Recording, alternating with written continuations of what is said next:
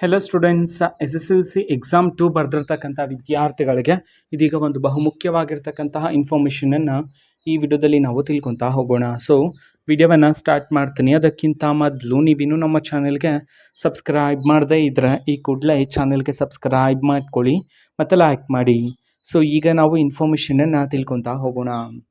ಹೌದು, ಇದೀಗ SSLC exam 2 ಬರ್ತಿರ್ತಕ್ಕಂಥ ವಿದ್ಯಾರ್ಥಿಗಳಿಗೆ ಈಗ ಶಿಕ್ಷಣ ಇಲಾಖೆ ಕಡೆಯಿಂದ ಎಕ್ಸಾಮ್ 2 ಅನ್ನ ರಿಸಲ್ಟನ್ನು ಇದೀಗ ಪ್ರಕಟಣೆ ಮಾಡಲಾಗಿದೆ. ಸೊ ಯಾರ್ಯಾರು SSLC ಎಕ್ಸಾಮ್ 2 ಬರೆದಿದ್ರು ನೀವೀಗ ರಿಸಲ್ಟನ್ನು ಚೆಕ್ ಮಾಡ್ಬೋದಾಗಿರುತ್ತೆ. ಎಲ್ಲಿ ರಿಸಲ್ಟನ್ನು ಚೆಕ್ ಮಾಡಬೇಕಂತಂದರೆ KERResults.nic.in ಈ ಒಂದು ವೆಬ್ಬಲ್ಲಿ ನೀವು ಹೋದ್ರೆ ಅಲ್ಲಿ SSLC ಎಕ್ಸಾಮ್ 2 ರಿಸಲ್ಟನ್ನು ಚೆಕ್ ಮಾಡ್ತಕ್ಕಂತಹ ಲಿಂಕ್ ಅಂತ ಹೇಳಿ ಕೊಟ್ಟಿರ್ತಾರೆ. ಸೊ ಒಂದು ಲಿಂಕ್ ಮೇಲೆ ಕ್ಲಿಕ್ ಮಾಡಿಬಿಟ್ಟು ನೀವು ಈ ಹಿಂದೆ ಎಕ್ಸಾಮ್ 1 ರಿಸಲ್ಟನ್ನು ಯಾವ ರೀತಿ ಚೆಕ್ ಮಾಡಿದ್ರೋ ಸೊ ಅದೇ ರೀತಿ ಸೇಮ್ ಪ್ರೋಸೆಸ್ ಇರುತ್ತೆ ಎಕ್ಸಾಮ್ 2 ಅನ್ನ ರಿಸಲ್ಟನ್ನು ಸಹ ನೀವು ಚೆಕ್ ಮಾಡೋದಕ್ಕೆ.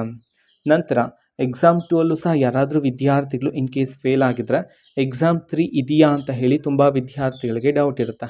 ಸೊ ಸುಮಾರು ಅಂತಂದರೆ ನಮ್ಮ ಶಿಕ್ಷಣ ಇಲಾಖೆ ಪ್ರಕಟಣೆ ಮಾಡಿದಾಗ ಒಂದು ವಿಡಿಯೋದಲ್ಲಿ ನಾನು ನಿಮಗೆ ತಿಳಿಸಿದ್ದೆ. ಸೊ ಎಕ್ಸಾಮ್ 3 ಇರೋದಿಲ್ಲ ಈ ವರ್ಷ ಅಂತ ಹೇಳಿ. ಸೊ ಅದೇ ರೀತಿಯೇ ಇದೀಗ ಶಿಕ್ಷಣ ಇಲಾಖೆ ಕಡೆಯಿಂದನೇ ಸ್ಪಷ್ಟನೆಯನ್ನು ನೀಡಿರ್ತಕ್ಕಂಥದ್ದು. ಸೊ ಲಾಸ್ಟ್ ಇಯರ್ ಅಂತಂದರೆ ಎಕ್ಸಾಮ್ 1, ಎಕ್ಸಾಮ್ 2, ಎಕ್ಸಾಮ್ 3 ಇತ್ತು, ಓಕೆನಾ, ಕಳೆದ ವರ್ಷ.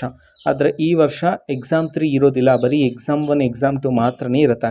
ಈ ಸರಿ ಎಕ್ಸಾಮ್ 2ನ ಪಾಸಾಗಿರ್ತಕ್ಕಂಥ ವಿದ್ಯಾರ್ಥಿಗಳಿಗೆ ನೀವು ಫಸ್ಟ್ ಎಕ್ಸಾಮ್ಗಿಂತ ಈ ಎಕ್ಸಾಮಲ್ಲಿ ಚೆನ್ನಾಗಿ ಸ್ಕೋರ್ ಮಾಡಿದರೆ ಸೊ ಆ ಒಂದು ಮಾರ್ಕ್ಸನ್ನು ಕನ್ಸಿಡರ್ ಮಾಡಲಾಗುತ್ತೆ. ಸೊ ನೀವು ಫಸ್ಟ್ ಎಕ್ಸಾಮಲ್ಲಿ ಅಥವಾ ಸೆಕೆಂಡ್ ಎಕ್ಸಾಮಲ್ಲಿ ಯಾವುದಾದ್ರೂ ಎಕ್ಸಾಮಲ್ಲಿ ಯಾವ ಸಬ್ಜೆಕ್ಟಲ್ಲಿ ಹೆಚ್ಚು ಸ್ಕೋರ್ ಮಾಡಿರ್ತಾರೋ ಸೊ ಅದನ್ನು ಮಾತ್ರ ಮಾರ್ಕ್ಸ್ ಕಾರ್ಡ್ಗೆ ಕನ್ಸಿಡರ್ ಮಾಡಲಾಗುತ್ತೆ ಅಂತ ಹೇಳಿ ಸಹ ಮಾಹಿತಿಯನ್ನು ತಿಳಿಸಿರ್ತಕ್ಕಂಥದ್ದು.